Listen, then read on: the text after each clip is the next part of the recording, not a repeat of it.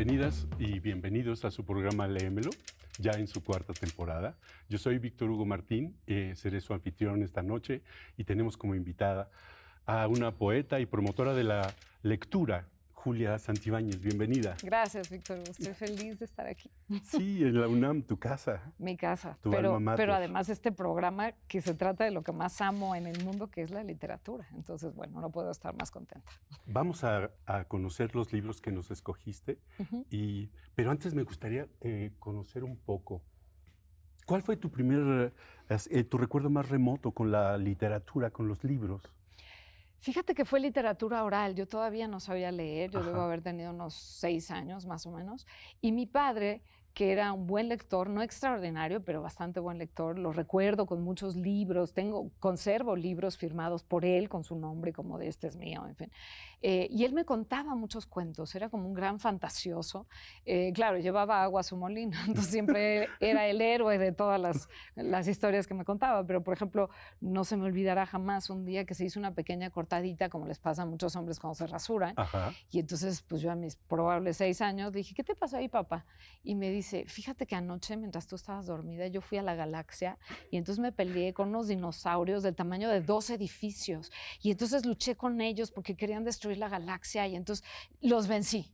Y al final me quedó esto. Y claro, yo decía, yo moría de amor y de admiración y de éxtasis, porque decía, pobres de mis compañeros y mis compañeras de la escuela, sus papás estaban jetones babeando y mi papá estaba salvando la galaxia. Entonces yo empecé a aficionarme, digamos, a la literatura oral, a los cuentos que él me construía a modo para mí sobre... Normalmente él era el héroe, pero a veces íbamos los dos a no sé dónde y entonces encontrábamos no sé qué. O sea, entonces, esos son mis primeros recuerdos de fascinación ante un mundo que no existía, que yo no podía palpar, pero que me resultaba más atractivo que el mundo real. ¿Y lectura del primer libro? Con él. No recuerdo exactamente el primer libro, pero sí recuerdo varios de los primeros que leía con él, de estos libros para niños, que claro, ahora hay toda una industria muy atractiva de libros para niños, en mis épocas no tanto, pero bueno, sí, libros ilustrados, cada 2 o 3 páginas había una ilustración, y entonces yo que estaba empezando a leer, yo leía los pies, digamos, de página, y él me leía las historias, los cuentos. ¿Todavía los conservas? Conservo varios de ellos. Ay, conservo varios de ellos. Sí, una colección que sacó Salvat, en fin. Y esos son los primeros recuerdos que tengo ya leyendo, digamos, propiamente yo como lectora con él. Y luego me seguí de frente porque resultó un descubrimiento. Yo era una niña muy solitaria, me costaba mucho como tener amigas y amigos, así como que no se me daba muy fácil. Y de pronto descubro en los libros, pues amigos que no me rechazan, que no les tengo que pedir permiso para meterme a jugar resorte o con la pelota o lo que sea. Y entonces se vuelve un mundo muy afectivo para mí, no lo niego, quizá en una primera instancia como un escape, pero luego un absoluto placer, un deleite brutal. Yo me acuerdo que me llevaba el libro que estuviera leyendo, me lo llevaba a la escuela y ya estaba esperando que diera el recreo. Bueno, le hago así como si trajera reloj, obvio no traía reloj, pero ya era así de ya va a ser el recreo, porque me salía con mi libro y entonces me metía y entonces yo viajaba, leía mucho a Julio Verne. Eso te iba a preguntar. Entonces, 20,000 leguas de viaje submarino, el viaje al mundo en 80 días. Entonces yo viajaba y regresaba al salón diciendo, o sea, el viaje literalmente que me acabo de echar, muy rico, muy disfrutable. ¿Tenías acceso fácil a los libros? Pues sí, cuando mi papá vio, también mi mamá, pero sobre todo mi papá, cuando vieron que me gustaba leer, empezaron a fomentarme mucho. En casa teníamos una biblioteca mediana, pero cuando vieron que me gustaba, no había casi libros para niños, porque ellos no habían leído de niños, entonces empezaron a fomentarme. Recuerdo una frase de mi padre que me emociona a la fecha, que me dijo, nunca te voy a decir que no a un libro. Vemos de dónde sacamos dinero, vemos qué hacemos, pero tú nunca te voy a negar un libro, nunca te va a faltar un libro que tú desees mucho leer. Y para mí fue como una prueba de amor absoluta que, insisto, todavía la recuerdo y la recuerdo con mucho amor. Sí, entonces me compraban libros, pues en la feria y de pronto en la escuela, perdón, había una miniferia, lo que sea, pues no sé, de ahí luego pues ya fui expandiendo un poco y de pronto íbamos a la librería de Cristal, a la quién sabe qué, luego a la Gandhi, aunque no tenían cosas para niños. Poco a poco me fui como habituando cada vez más y definiendo un poco más mis lecturas preferidas, ¿no? Muy bien. Y ahora cuéntame un poco en el presente, ¿cuáles son tus rituales de lectura? Eh, Uf. a ver, ¿te gusta tener agua, café? Me gusta mucho el café, desgraciadamente, perdónenme, no tengo perdón de Dios, pero no me gusta el café. Ok, Entonces, pero soy mucho de té. Entonces, ok. té o un vaso de agua Ujú. o nada, no me importa, porque leo parada, sentada, acostada, en el Eso, camión, en el coche, en el avión, eso te iba perdón a por lo preguntar. prosaico, pero en el baño. O sea, en Sí. todas partes leo, en todas partes de mi casa hay libros, pero quizás sí un ritual, ese sí inamovible, es tengo que tener un lápiz a la mano, porque no puedo leer sin subrayar. Me gusta Ah, mucho subrayar, ok.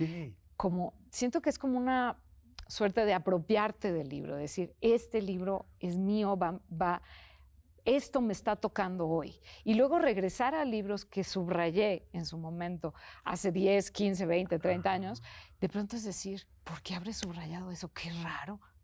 Ahora subrayaría esto otro. otra parte. Fabio Moravito, un escritor bueno, que vive en México hace muchos años, de familia italiana, dice que leer un libro subrayándolo es como hacer tu propia versión de ese libro. Pues sí, porque entonces cuando regresas, lees los subrayados y dices, ah, ok, en ese momento estaba interesada por esos temas o algo me estaba haciendo un eco por dentro, no sé. Entonces creo que ese sería mi único ritual inamovible. Siempre ¿Tien- tengo que tener un lápiz. ¿Tienes algún género favorito? Lo que más leo es poesía, Ah, pero también me gusta mucho la narrativa, novela, cuento, leo ensayo, leo crónica, dramaturgia, cosa que es muy rara a la gente normal, pero yo no soy normal. No le gusta leer teatro, a mí me encanta porque me voy haciendo mis escenografías, que por cierto, qué belleza de escenografía sí, es ¿verdad? esta. Es Sí. de veras de notarse. Entonces me hago mis propias, mi entrada del personaje y de dónde salió. Entonces me gusta también mucho leer teatro. Creo que no hay todavía no descubro, la minificción me encanta, todavía no descubro un género literario que no me guste. Tengo autores que no me gustan, que para qué hablamos de ellos, mejor hablamos de los De que sí los me que sí te gustan, gustan. pero todavía no descubro un género literario que no me guste. Hay unos que me gustan más, fundamentalmente la poesía. Julia, el primer libro que nos compartes es Mujercitas, Sí, escrito por Louise May me Alcott, Alcott. que usaba un seudónimo, ¿no es cierto? A veces, A.M. Barner. Em Barner, sí. Ella fue una mujer súper interesante del siglo XIX, que no se casó, cosa rara, Ah, porque como como que yo. era el camino como Joe March, su personaje en el que yo me espejeaba o me quería espejear. Sí. Es la historia de unas hermanas durante la época de la Guerra Civil en Estados Unidos. Pero uno de los personajes, que es justamente este de Joe March, es una chava muy parecida a lo que yo era en su momento. Yo debo haber tenido unos 10 años, 12 años, como 12 años yo creo, 10, 12. Y esta Joe es medio machorrona, yo no era nada femenina, era medio torpe, me gustaba jugar, era como muy inquieta, como sigo siendo, pero entonces me gustaba jugar, correr, brincar, subirme a los árboles. ¿Qué es eso de sentarme a jugar con una muñeca? O sea, Ujú. ya leía mucho, Ajá. ya estaba escribiendo pequeñas cosas malísimas seguramente, que qué bueno que se perdieron. ¿Cómo llega Mujercitas a tus manos? Mi mamá me lo regaló y tiene su nombre. Ella lo compró antes de que yo naciera. Ella lo leyó y pues le gustó. Y como vio que yo era muy lectora, pues me lo regaló. Y me gustó mucho el libro en general, pero sobre todo esta identificación con Joe, que de pronto yo ya medio fantaseaba con que a lo mejor me dedicaba a escribir, Ah, con de que verdad. chance se pudiera, no sé. Estaba como pues ahí medio explorando. Pero sobre todo esto, una chavita muy lectora, muy inquieta, le gustaba hacer teatro, yo estaba haciendo teatro en la escuela, como que había algunas similitudes, otras tantas diferencias, pero así llegó, me lo dio mi mamá, me lo Qué dio mi bonito. mamá. Y conservo esta edición que es la suya, de hecho. Esa edición, por que eso está forrada, está perdonen la hermosísimo. ñoñería, pero la forré y Sí, pues sí, sí, vamos a ahí mostrarlo. ahí está el nombre de ella, de hecho. Julia, desde tu punto de vista, ¿qué hace de Mujercitas un clásico? Yo creo que rompe muchos paradigmas, muchos esquemas. Ajá. La propia Louise May Alcott los rompió en su momento, como ya digo. Entonces, presenta como diferentes estereotipos, pero otros no tan estereotipos como el de la propia Joe, de mujeres, ¿no? Una es la buena, blanda, Ajá. indefensa, abnegada, no sé qué.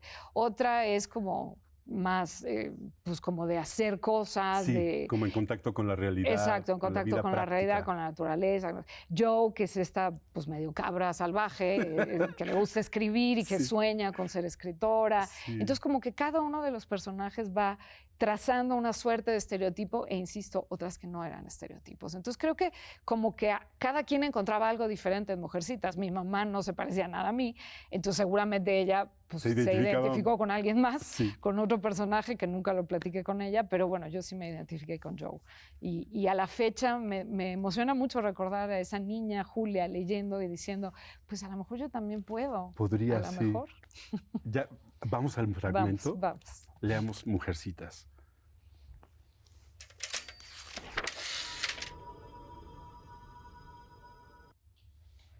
Cierta tarde, cuando ya los días de octubre empezaban a refrescar haciéndose más cortos, Joe estaba muy ocupada en la buhardilla. Durante 2 o 3 horas, tras la ventana fuertemente iluminada por el sol, se la pudo ver sentada en el viejo sofá escribiendo afanosamente con un gran número de cuartillas esparcidas sobre el baúl que tenía delante. El ratón amigo paseaba por las vigas del techo acompañado de su hijo mayor, un apuesto ratonzuelo, muy orgulloso de sus bigotes. Completamente absorta en su trabajo, escribió Joe hasta que llenó la última cuartilla que firmó con su nombre, tirando la pluma y exclamando: bueno, lo he hecho lo mejor que he podido. Si esto no está bien, tendré que esperar hasta que aprenda a hacer cosas mejores. Tumbada en el sofá, leyó con sumo cuidado todos los manuscritos, corrigiendo pequeños errores y poniendo una gran cantidad de signos de admiración, semejante a pequeños lobos. Lo ató después con una cinta roja muy vistosa y estuvo un buen rato mirándolos con expresión seria, lo que demostraba el gran interés que había puesto en el trabajo. Si alguien la hubiese estado observando, hubiera encontrado muy extraños sus movimientos. Tan pronto como bajó del coche, se dirigió rápidamente hacia la calle apartada, buscó hasta encontrar el número que deseaba, subió una escalera sucia y se detuvo ante una puerta por un instante, volviendo a salir rápidamente como le fue posible. Volvió a repetir la maniobra con gran diversión de cierto joven de ojos negros que la observaba desde una ventana de la casa de enfrente. Por fin, al tercer intento, tomó impulso, se caló el sombrero hasta los ojos y subió valientemente la escalera arriba como si decidiese que iba a sacarse todas las muelas.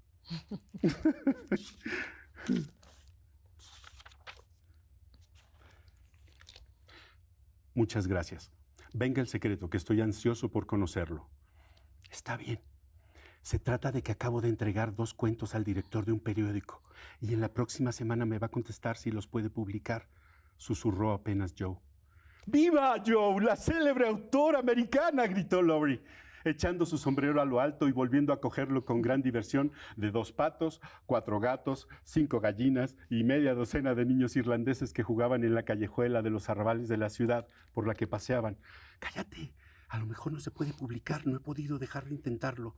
Y no he dicho nada a nadie, porque no me gustaría que en casa sufrieran un desengaño. ¡Qué hermosa historia! ¡Qué bonito! Sí. Me acuerdo. Me emociona mucho, ¿sabes? Cuéntame tus recuerdos sobre Mujercitas. Eso, yo ya escribiendo pequeñas cositas, yo había descubierto la poesía que yo llamaba cancioncitas, porque no sabía qué cosa era, pero yo ya estaba escribiendo pues pequeñas cosillas. ¿Cómo fue la primera vez que compartiste algo que habías escrito con otra persona? En la escuela. Yo era súper inquieta, lo sigo siendo físicamente, o sea, como que todo el tiempo me estoy moviendo, soy como nerviosa. Y entonces una maestra en cuarto, quinto de primaria, creo que cuarto, pues un día se le ocurrió porque ya no hallaba cómo tenerme quieta. Y entonces me dijo, ¿por qué no escribes un cuento? Escribe un cuento y al final, pues me lo das y tal vez lo podemos leer delante del grupo. Yo creo que dije, a ver qué barbaridad va a escribir esto. Sí. Y entonces pues hice un cuentito en media hora, en los 20 minutos, lo que fuera, en lo que mis compañeros terminaban lo que estaban haciendo, en fin. Y le gustó. Y entonces me pidió que lo pasara a leer. Y yo entré muerta de miedo como yo, así de, no sé si, bueno, pues ahí voy. Pero fue la primera vez que leí algo mío, un pequeño cuento, ya no me acuerdo de qué se trataba, pero luego hice otro cuento que metí a un concurso en la escuela y ganó segundo lugar. Y empecé como en la escuela pues a decir, pues lo que escribo parece que no está tan mal, me gusta hacerlo, me gusta mucho leer, entonces al leer se retroalimenta la escritura. Casi todos los que somos escritores empezamos leyendo, o sea, y quieres entrar en diálogo con eso, o quieres imitarlo, o quieres contrastarlo, en fin. Pero fue así, en la escuela empecé a compartir las primeras cosas y luego en la secundaria publiqué mi primer poema en un periodiquito escolar. Pero bueno. ¿Dirías que una mujer tiene más manejo de la sutileza para hablar sobre personajes femeninos? Creo que es distinto. O sea, Gustave Flaubert con Madame Bovary en el siglo XIX decía, Madame Bovary, c'est moi, soy yo. Y bueno, Emma Bovary es perfectamente una mujer en toda la expresión de la palabra. Ajá, lo logra. O sea, muy contradictoria, como somos todas las personas, no las mujeres, todas las personas, pero creo que hay una tonalidad que tenemos las mujeres que es difícil que un hombre pueda percibir, una sutileza, unos matices, unas temperaturas emocionales que difícilmente un hombre puede entrar ahí. Pero claro que fue la historia de la literatura hasta el siglo XX, donde las mujeres empezamos a escribir más y a ser más publicadas, y no se diga el siglo XXI, donde ya digamos que tenemos una visibilidad más acuciada, sobre todo en las zonas urbanas. Sí. Julia, vamos a ir a un pequeño corte. Claro. Estamos encantados que estés platicando con contrario. nosotros. Volvemos enseguida. Sigan con nosotros.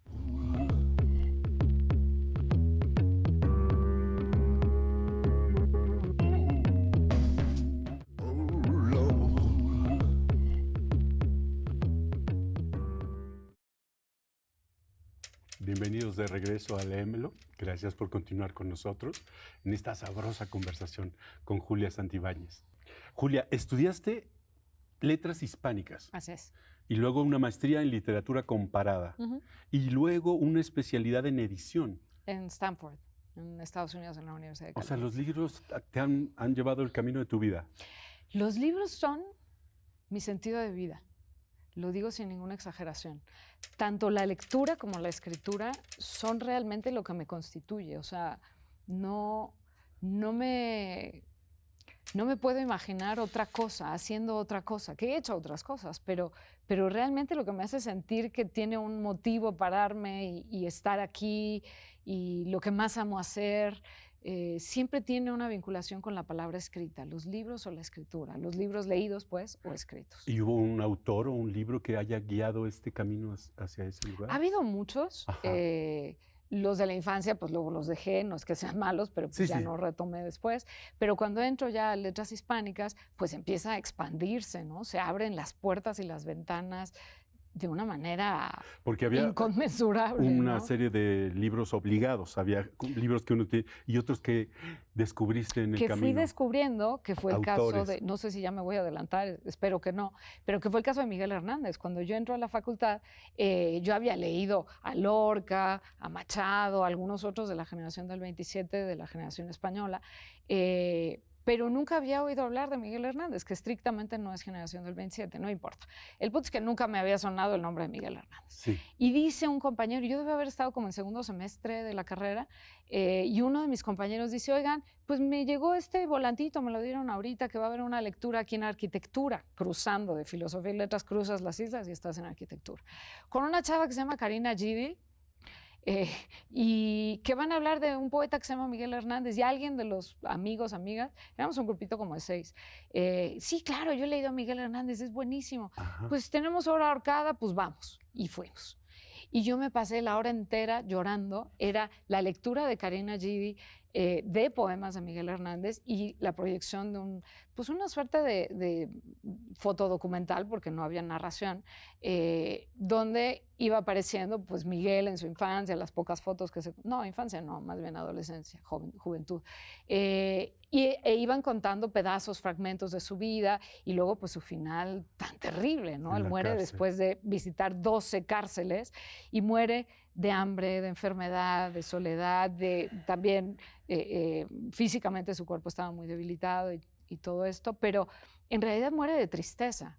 Ya se le murió un hijo, su pareja Josefina Manresa, desde muchos años antes, tuvieron un hijo que murió, nace el segundo, Manolillo, y ella le escribe una carta en la que le dice que solamente tiene dinero para comprar pan y cebolla. Y cebolla. Y entonces lee Karina en Las nanas de la cebolla, entre otros poemas, y yo no paré de llorar porque sentí que conectaba muchísimo conmigo. No es que yo haya estado en la guerra, no es que yo, por supuesto, no había tenido un hijo a esa edad, en fin, pero sentí que estaba tocando como un dolor muy humano, como una cosa muy profunda del dolor de existir, si quieres, ¿no? Del dolor existencial más hondo. Y me tocó muchísimo, de veras me cimbró, lloré y lloré y lloré y lloré.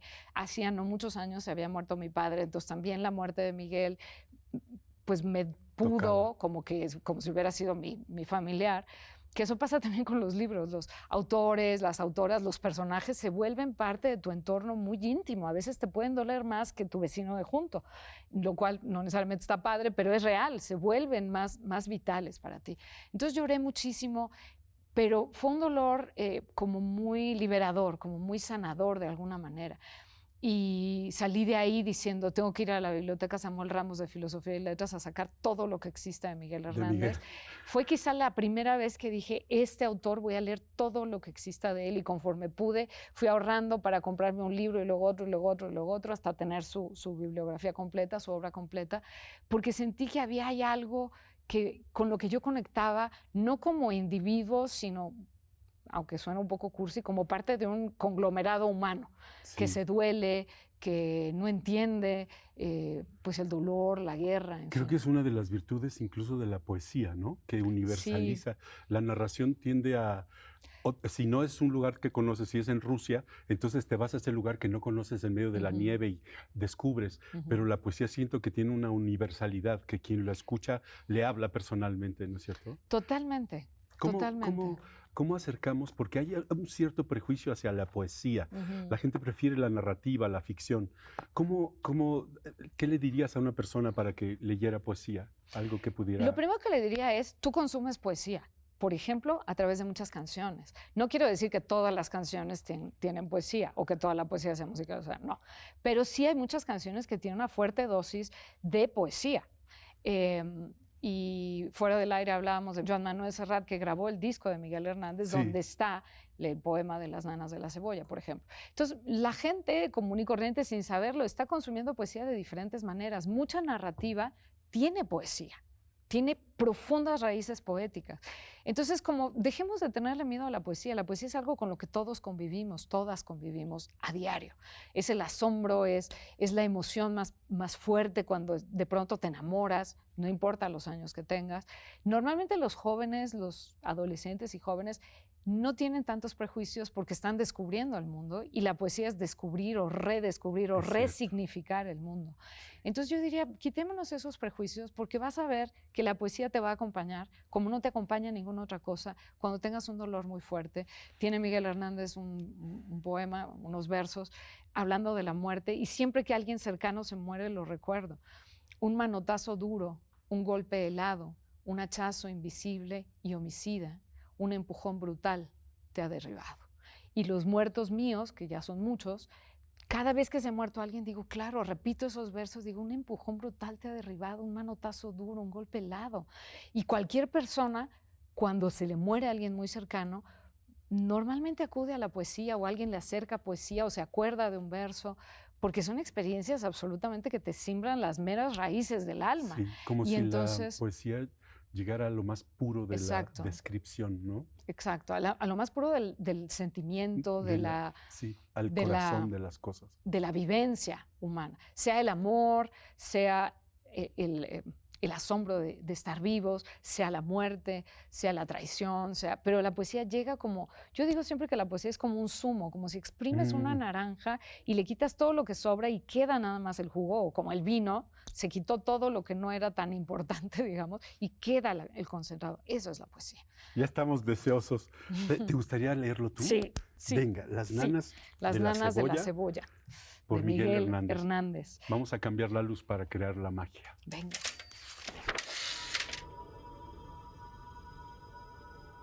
Este poema lo escribe en la cárcel, no mucho tiempo antes de morir, cuando, como digo, su mujer le dice que no puede comer más que pan y cebolla.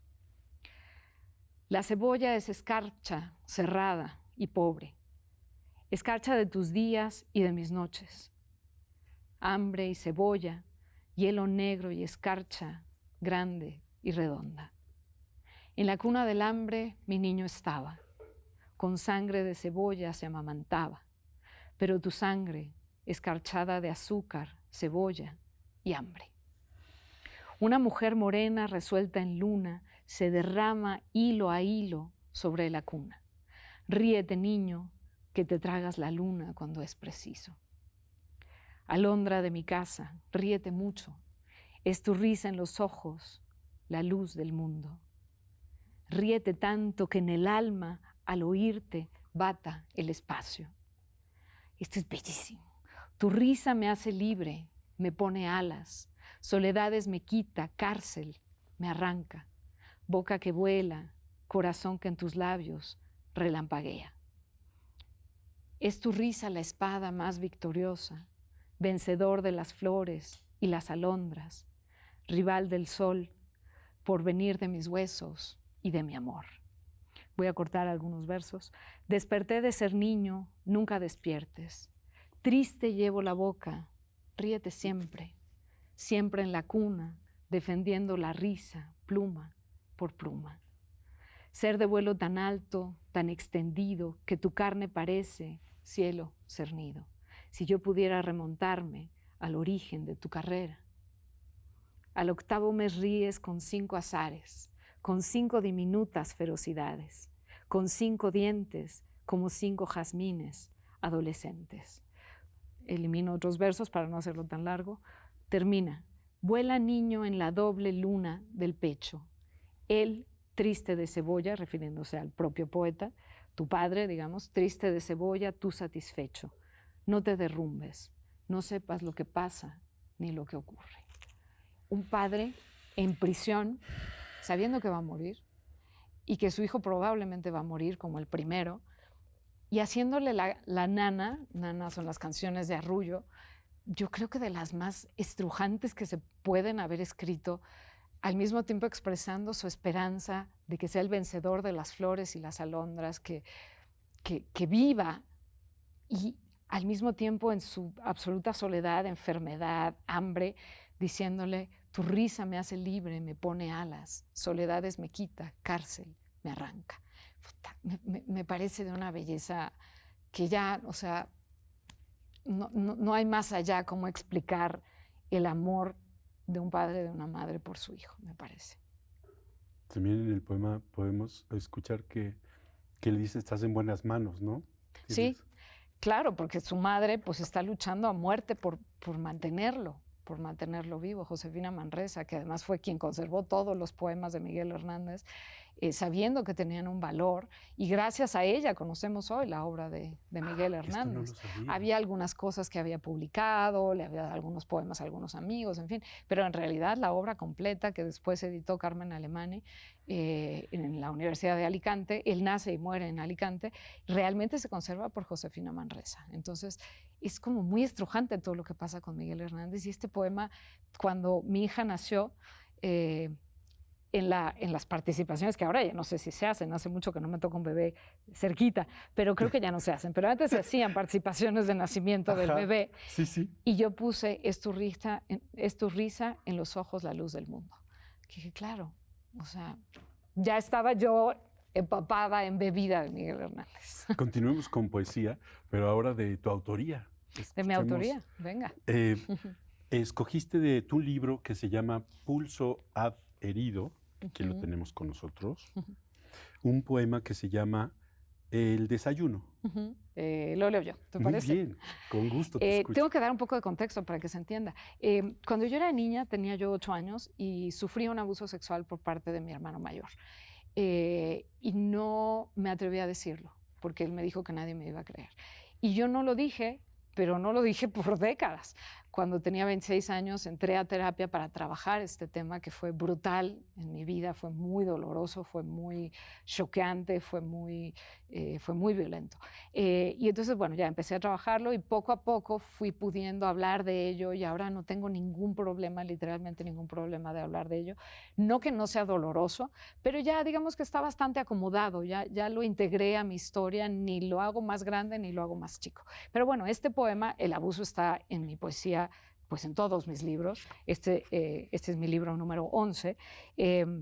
Pero este poema quizá es de los más explícitos. Yo esperé a que mi madre falleciera porque ella no lo supo y yo no quise pues causarle un dolor muy profundo en su vejez. Entonces, bueno, trata de eso y aparece en este, que es mi libro más reciente, que se publicó el año pasado, y se llama El desayuno.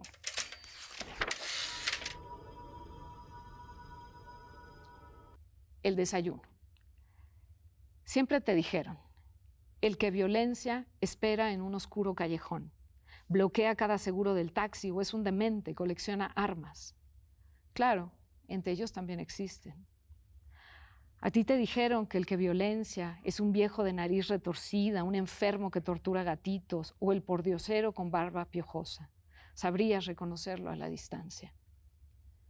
¿Cómo podías tú desconfiar del flamante joven, encantador, que te pasaba el plato de cereal cada mañana en el desayuno? Porque claro, pues el discurso era siempre el violentador está fuera, no solo el violador, sino el robachicos, en fin. Entonces, bueno, este es un poema para hablar de las violencias que se viven adentro de los hogares, donde se supone que niños, adultos, mujeres, ancianos, deberíamos estar más seguros y a veces quien te está pasando el plato de cereal es exactamente quien va a ejercer la peor violencia contra ti. Y yo iba a preguntarte, ¿es complicado usar tu propia experiencia para inspirar la poesía o lo que escribes? No es complicado porque es parte de mi historia, o sea, la asumo así, no me define, no es lo que yo soy mucho más que eso, pero sí es una parte importante, digamos, ¿no? ¿Y de qué manera la poesía, las palabras ayudan al dolor o al proceso de...? Eso es muy importante. Cuéntanos. Muy, muy importante. Porque necesitas como apachurrar, el ejemplo que voy a usar es horrible. Es metafórico. Pero como apachurrar un barrito para que salga la pus. Sí. Bueno, pues así, la poesía te permite como hacer la catarsis, sacarlo, decirlo. Lo que yo digo en este poema, pues nunca quizás se me hubiera ocurrido plantearlo abiertamente, pero de pronto en estas breves líneas, porque es un poema breve, pues sí me permito hablar en segunda persona cómo podías tú desconfiar de aquel joven. Un poco disculpando a la niña que fui, que además sintió mucha culpa porque entonces le dijeron que era su culpa y que nadie le iba a creer y que yo tenía 8 años, mi hermano tenía 18. Entonces, pues claro, ya con los años y con la terapia y con todo, pues entendí que yo no era culpable. Entonces fue una manera de escribir para decir, tú no tienes la culpa, tú no podías desconfiar porque no era lo que te enseñaron. Lo que te enseñaron era que los malos estaban afuera de la casa. Y también al mismo tiempo el poema busca alertar a otras y otros, sí, padres, madres, abuelos, tíos, sí, tías, en fin, que pues los violentadores suelen estar dentro de los hogares. Es donde más abusos sexuales se cometen, dentro del hogar. Los padres, los abuelos, los tíos, los hermanos, en fin. Entonces, tiene como un doble rasero. Por una parte es hablar de mi propia historia y disculparme a mí misma por no haber sabido que ahí había peligro, pero por otro lado también es decirle a otras y otros que también pasaron por lo mismo y que ha sido muy, muy linda la reacción de mucha gente escribiéndome para decir, gracias por decirlo. Yo no sabía cómo decirlo, pero yo efectivamente no tuve la culpa. No solo el poema, sino he hablado de este abuso, sobre todo este año, publiqué una columna al respecto, en fin. Pero decía, por otro lado, también alertar a los adultos que están cuidando de niñas y niños para decir, no nada más se fijen fuera, sí, fíjense dentro de la casa. Sí. ¿No? En un cambio de actitud, en una conducta, en la manera en que mira. Exacto. En cuanto descubras algo hay que poner atención y otra cosa que me encantó fue descubrir que aunque uno no sea poeta, hay que escribir lo que nos pasa, ¿no? Es súper sanador. Sí. Exacto. Sí. Porque no es sublimarlo, tal vez es elaborarlo o entenderlo de otra manera también. Sí. O sacarlo, ¿no? Hay una frase de Rosa Montero, esta escritora española, que sí, me gusta mucho. Dice, sí, tú no puedes entender lo que no tienes palabras para nombrar. Y creo que eso es lo que hace la escritura y la literatura, porque muchas veces te dices mejor con las palabras de alguien más, de otros. Totalmente. Pero dices, claro, esto es exactamente lo que yo hubiera querido decir, me encantaría ponerle mi firma, nomás que se llamaría plagio, entonces no lo voy a hacer. Pero uso esas palabras porque no lo había entendido hasta no tener las palabras para decirlo. Y también al escribir uno de pronto se encuentra con eso, ¿no? No quiere decir que todo el mundo escriba para volverse escritor y para dedicarse a ello. No, pero sí como una manera de drenar las experiencias que uno va encontrando. Es absolutamente placentero, pero a veces doloroso. Es un poco una terapia personal, ¿no? O sea, vas a terapia y a veces sales muy contento porque resolviste un tema y a veces sales devastado, devastada, porque pues fue muy doloroso, pero es parte de un proceso de enfrentarte a lo que vas viviendo. Y una de las cosas, de los secretos de la literatura también tiene que ver con que mucha gente cree que cuando yo estoy leyendo un libro estoy aislado o solo, y lo que en realidad es que estoy en compañía de todas esas cosas que están entendiendo lo que a mí también me pasa, como yo y nuestra inquietud. Es una soledad acompañada. Sí, vamos a ir a un corte, será muy breve y continuamos con esta sabrosa plática con Julia Santibáñez.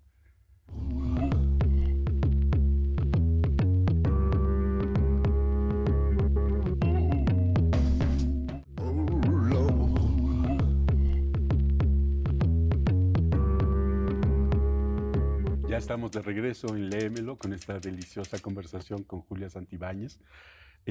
Gracias por acompañarnos nuevamente aquí en Léemelo. No puedo estar más contenta.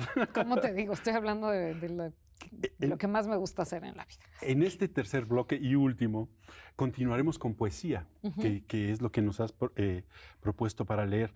Ahora platicaremos sobre Piedad Bonet, una autora colombiana. Que no solo escribe poesía, también hace narrativa y teatro. Sí, es muy interesante lo que logra Piedad, porque luego se notan los parches. Cuando un poeta o una poeta se pasa a narrativa, dices, no funcionó, o a la inversa, de narrativa a poesía o de un género al otro, como que estamos hiperespecializados el día de hoy. Y Piedad fluye muy bien, va muy bien de, por ejemplo, una novela como ¿Qué hacer con estos pedazos?, que debe haber publicado hace 1 o 2 años. Acaba de publicar un texto autobiográfico, La mujer incierta, pero poesía. Ella empezó a darse a conocer como poeta, igual que Rosario Castellanos se dio a conocer como poeta y luego entró a la narrativa y al ensayo y a la dramaturgia, no sé qué. Entonces no es lo más habitual, pero cuando sucede es muy virtuoso. Sí. Es muy virtuoso. Entonces Piedad es una extraordinaria escritora en todos los géneros, pero en particular me gusta muchísimo la poesía. Sí. Platícanos cómo descubriste a Piedad. Fíjate que a ella, yo la había leído como poeta y me fascinaba, me parecía que tenía una prosa impecable, increíble, pero luego llegó a mis manos un libro que luego les voy a recomendar, o cuando me digas voy a recomendar, que es un libro devastador, porque empieza con el suicidio de su hijo, que es real, no es ficción. Su hijo se suicida a los 28 años, Daniel, y ella empieza el libro diciendo: estamos llegando a Nueva York con las maletas vacías, pues para llevarnos las cosas de Daniel, porque se acaba de suicidar. Entonces uno diría, qué morbo, ¿no? Pero no, es un texto muy humano, nada de sentimentalismo, o sea, en ningún momento te quiere hacer llorar, puede que llores, pero en ningún momento es su propósito. Más bien lo que ella dice es, yo tenía que escribir para tratar de entender qué había pasado. O sea, como lo que decíamos, ¿no? Como escribir te ayuda. Y si te dedicas a la escritura, pues lo tienes más desarrollado, ese chip, digamos, ese gen. Entonces ella escribe para tratar de entender qué pasó, tratar de procesar ese dolor. Es un libro impresionantemente bello. No solo es muy doloroso, porque a veces pensamos que lo bello y lo doloroso no van juntos, que una cosa es bella o terrible. No, hay cosas bellas y terribles. Y ese libro de Piedad Bonet me acabó de fascinar con ella, y entonces de ahí dije, voy a leer todo lo que escriba Piedad Bonet, como ha ocurrido hasta ahora. Ya nos antojaste. Sí. Vamos a su primer poema que elegiste. Sí, por favor. Este poema se llama... Esa es una antología. Sí, se llama Las cicatrices de Piedad Bonet, y pedimos luz para la magia.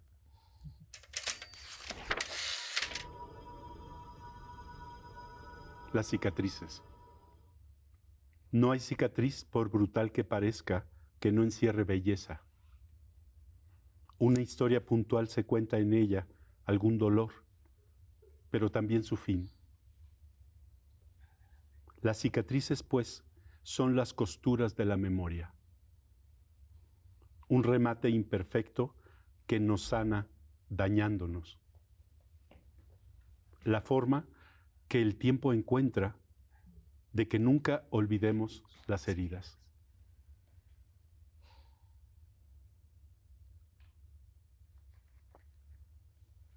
Qué poderosa. Muy. ¿Cuántas líneas son? Deben ser 10 líneas. Sí. Y te da un golpe en el pecho y te tira porque reconoces que es cierto. Has pasado en algún momento de tu vida por ahí. Y qué forma tan sublime y hermosa de nombrarlas, ¿no? Casi siempre las cicatrices tienen una connotación negativa o muy negativa, ¿no? Sí. Y ella logra hacer poesía. Pues sí, tiene una razón de ser una cicatriz, ¿no? Habla de ti, de algo que pasó, y que no olvides las heridas es importante, es importante. Vamos a leer el siguiente, que ya estoy encantado. Ese último es un poema que ella escribe después de la muerte de Daniel, y donde está pidiéndole al dolor que persevere. La poesía tiene esa cualidad, que de pronto dice cosas que uno piensa que son exactamente al contrario, como acabo de decir. Lo bello es bello y lo terrible es lo terrible. Pues no, muchas veces se hermanan. En este caso uno diría, ay, no, que se vaya el dolor, ya no quiero sentir dolor. Y ella pide al dolor que persevere. ¿Leemos ese? Sí. ¿Te parece? Sí. Pido al dolor que persevere, que no se rinda al tiempo, que se incruste como una larva eterna en mi costado, para que de su mano cada día, con tus ojos intactos, resucites, con tu luz y tu pena, resucites dentro de mí. Para que no te mueras, doblemente pido al dolor que sea mi alimento, el aire de mi llama, de la lumbre, donde vengas a diario a consolarte de los fríos paisajes de la muerte. ¿Quién no ha tenido un muerto cercano? ¿Quién no tiene un muerto cercano? Y este poema me parece un homenaje impecable y cariñosísimo y agradecidísimo hacia nuestros muertos. Que el dolor no se vaya, que quede una parte cuando menos para que no se me olvide. Para que estés ahí, ¿no? Exacto, para que renazcas en ese dolor mío. Qué manera de encontrarle otro sentido a las cosas, ¿no? Es admirable, es precioso. Esa es Piedad Bonet. Esa es Piedad Bonet. Ya tenemos varias cosas para leer. Sí.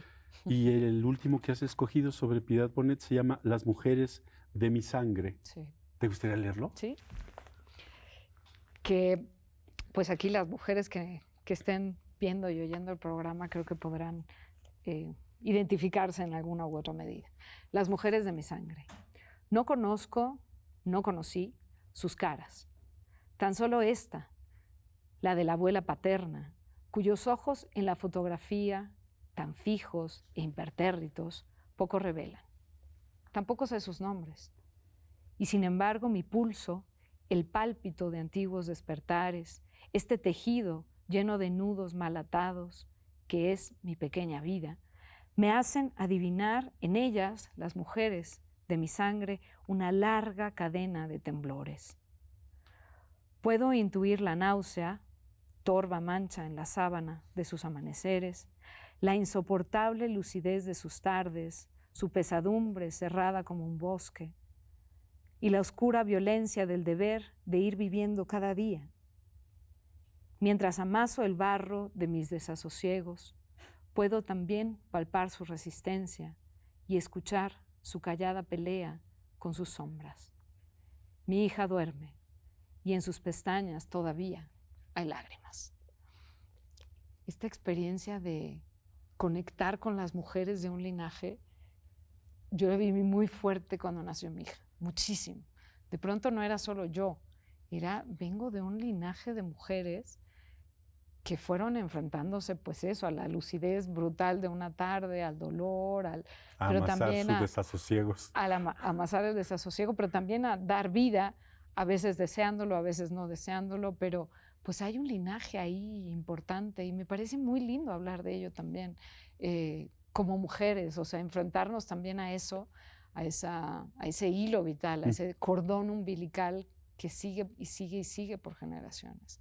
Ahora que estamos como mucho más conscientes de la condición de las mujeres que durante tantos siglos fue tan negativa y tan invisibilizada, me parece importantísimo de pronto recordar también que tenemos un linaje de mujeres atrás. Y mi querida amiga Almadelia Murillo, escritora tremebunda, tremebunda por lo bueno, quiero decir, Sí, en la mejor de las acepciones. Una hermosa connotación. Exacto. Me regaló un cuadro donde están varias mujeres, una chiquita, una más grandecita, ¿eh? Que dice, soy todas las mujeres que me cuidaron. Y es cierto, soy todas las mujeres que están atrás de mí y gracias a las cuales estoy aquí. Entonces es un homenaje, en mi caso, a mi madre, pero también a mi hija. ¡Ay! Otros autores. Piedad ya está en el pedestal.